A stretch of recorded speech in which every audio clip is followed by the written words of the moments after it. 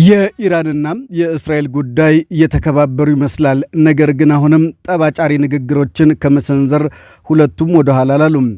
አሜሪካ ከኢራን ጋር የሚደረገው ዲፕሎማሲያዊ ውይይት እንዲቀጥል የምትፈልግ ከሆነ በቴህራን ላይ ተጨማሪ ጥቃቶችን የመፈጸም ሐሳብ መተው እንዳለባት የኢራን ውጭ ጉዳይ ምክትል ሚኒስትር ለቢቢሲ ተናግረዋል። ሙሉ ዘገባውን ይዘን ቀርበናል። የተወደዳችሁና የተከበራችሁ ውድ የቻናላችን ቤተሰቦች ለቻናሉ አዲስ የሆናችሁ ላይክ፣ ሰብስክራይብ፣ ሼር በማድረግ ቤተሰብ እንድትሆኑ በአክብሮት ጋብዘናል። ወደ ጉዳዩ አለፍን። በመላው ጋዛ ጥቃቱ እንዲቀጥል ኔታንያሁ ባዘዙበት ወቅት ጠቅላይ ሚኒስትሩ ሐማስ ሙሉ በሙሉ እስከሚጠፋ ድረስ ጦርነት እንደሚቀጥል ማስታወቃቸው በጋዛ የቀሩት ታጋቾች በሰላም መመለሳቸው ሁለተኛ ደረጃ ጉዳይ ላይ ይመስላል። በጋዛ ያለው የሲቪል ሰዎች ጉዳይ ጭራሹንም አልተጠቀሰም። ብዙ እስራኤላውያን በተለይ የታጋች ቤተሰቦች በዚህ ተናደዋል። በሌላ በኩል ትራምፕ ኢራን ላይ ምንም መፍጠር ስላልቻሉ የጥቃቱን ክሽፈት በግነት እየሸፋፈኑት ነው። የኢራኑ ጠቅላይ ሚኒስትር አያቶላህ አሊ ኻሜኒ ትራምፕ ኢራን ላይ ምንም መፍጠር ስላልቻሉ የጥቃቱን ክሽፈት በግነት እየሸፋፈኑት ነው ሲሉ የኢራን ጠቅላይ ሚኒስትር አያቶላህ አሊ ኻሜኒ ገልጸዋል። የኢራን ጠቅላይ መሪ አያቶላ አሊ ኻሜኒ የአሜሪካው ፕሬዝዳንት ዶናልድ ትራምፕ የአሜሪካ ወታደራዊ ጥቃት በኢራን ኒውክሌር ጣቢያዎች ላይ ያደረሰው ውጤትን አስመልክቶ በማጋነን እየተናገሩ ነው። ሆኖም ጥቃቱ ምንም አይነት ውጤት አላስገኘም ብለዋል። ጠቅላይ መሪው በይፋዊ የኤክስ ገጻቸው ላይ ወይም ደግሞ በኤክስ ትስስር ገጻቸው ላይ ባስተላለፉት መልእክት የአሜሪካው ፕሬዝዳንት ባልተለመደ መልኩ በተለይ ኢራን ላይ ያደረሱት ጥቃትን ማጋነናቸውን ገልጸዋል። ኢራን ላይ ምንም ማድረግ አልቻሉምና ነገሮችን በማጋነን እውነቱን ለመደበቅ እየጣሩ ይገኛሉ ብለዋል። ፕሬዝዳንት ትራምፕ ከፎክስ ኒውስ ጋር ባደረጉት ቃለ ምልልስ ወደ ኢራን ዘልቆ በመግባት የኒውክሌር አቅማቸውን አጥፍተነዋል ማለታቸው ይታወሳል። የሁለቱ ሀገራት ግጭት በአሜሪካ አመቻችነት በተደረሰ የተኩስ አቁም ስምምነት ተጥሷል ሲል አናዶሉ ዘግቧል። በተለይ በኢራንና በእስራኤል እንዲሁም በአሜሪካ ጣልቃ ገብነት መሃል ያለው ግጭት አሁንም የሚበርድ አይመስልም። ውረድ እንውረድ እንግጠም እየተባባሉ ነው። ነገር ግን አቅም ለአቅም ተፈታትሸዋልና ከቃላት በዘለለ ድጋሚ ግጭት ውስጥ ይገባሉ ተብሎ አይታሰብም። ኢራን ዩራኒየም ማበልጸጓን በፍጹም አታቆምም ያሉት የኢራን አምባሳደር አሚር ሰኢድ ኢራቫኒ ናቸው። ኢራን ዩራኒየም ማበልጸጓን በፍጹም አታቆምም ሲሉ በተባበሩት መንግስታት የኢራን አምባሳደር አሚር ሰኢድ ኢራቫኒ ገልጸዋል። በተባበሩት መንግስታት የኢራን አምባሳደር አሚር ሰኢድ ኢራቫኒ እሁድ ዕለት እንደተናገሩት ኢራን ኒውክሌር ማበልጸግ በፍጹም አታቆምም ሲሉ ከሲቢኤስ ኒውስ ቴሌቪዥን ጋር ባደረጉት ቆይታ ገልጸዋል። አምባሳደር ኢራቫኒ ለሲቢኤስ ኒውስ እንደተናገሩት ዩራኒየም ማበልጸግ መብታችን ነው፣ ማንም ሊቀማን የማይችል መብት ነው በማለት ገልጸውታል። ኢራን ዩራኒየም ማበልጸጓን አታቆምም ያሉት አምባሳደሩ የዓለም አቀፍ አቶሚክ ኤነርጂ ተቆጣጣሪዎች የኢራን የኒውክሌር ጣቢያዎች እንዲፈትሹ አይፈቀድላቸውም በማለት ገልጸውታል። በሌላ በኩል ደግሞ አሜሪካ ከኢራን ጋር ለንግግር ለመቀመጥ ተጨማሪ ጥቃት የመፈጸም ሐሳብን መተው እንዳለባት የአገሪቱ ሚኒስትር ተናግረዋል። አሜሪካ ከኢራን ጋር የሚደረገው ዲፕሎማሲያዊ ውይይት እንዲቀጥል የምትፈልግ ከሆነ ከቴህራን ላይ ተጨማሪ ጥቃቶችን የመፈጸም ሐሳብ መተው እንዳለባት የኢራን የውጭ ጉዳይ ምክትል ሚኒስትር ለቢቢሲ ተናገሩ። ምክትል ሚኒስትሩ ማጂድ ታክት ራቫንቲ የትራምፕ አስተዳደር ወደ ድርድር መመለስ እንደሚፈልግ በአደራዳሪዎች በኩል ለኢራን መግለጹን አስታውቀዋል።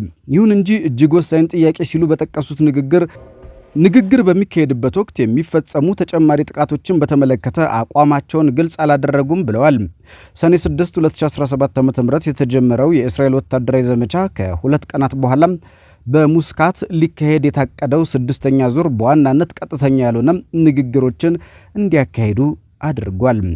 አሜሪካ በሶስት የኢራን ኒውክሌር ጣቢያዎች ላይ የቦምብ ጥቃት በመፈጸም በእስራኤልና በኢራን ጦርነት ውስጥ በቀጥታ ተሳትፋለች። ኢራን ለሰላማዊ ዓላማዎች ስትል የምትገልጸውን ዩራኒየም የማበልጸግ እቅዷን በተመለከተ በአቋሟ እንደምትጸናም የሚናገሩት ታክት ራቫንቲ ቴህራን በድብቅ የኒውክሌር ቦምብ ለማዘጋጀት እየተንቀሳቀሰች ነው የሚሉ ክሶችን ውድቅ አድርገዋል። ኢራን ለምታካሄደው ምርምር መርሃ ግብር የኒውክሌር ቁሳቁስ እንዳታገኝ ተከልክላለች። ስለዚህ በራሳችን አቅም ላይ መተማመን ነበረብን ብለዋል።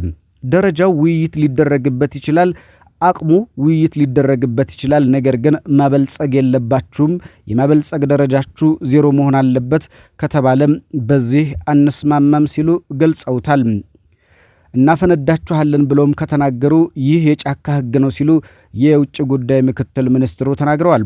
እስራኤል ሰኔ 6 ላይ ጥቃቷን የጀመረችው የኢራንን የኒውክሌርና ወታደራዊ ጣቢያዎች ኢላማ በማድረግ እንዲሁም የአገሪቱን ወታደራዊ አዛዦችና ሳይንቲስቶች በመግደል ሲሆን ለዚህ ድርጊት ያቀረበችው ምክንያት ቴሄራን የኒውክሌር መሳሪያ ለመገንባት ታቀርባለች የሚል ምክንያት ነበረ።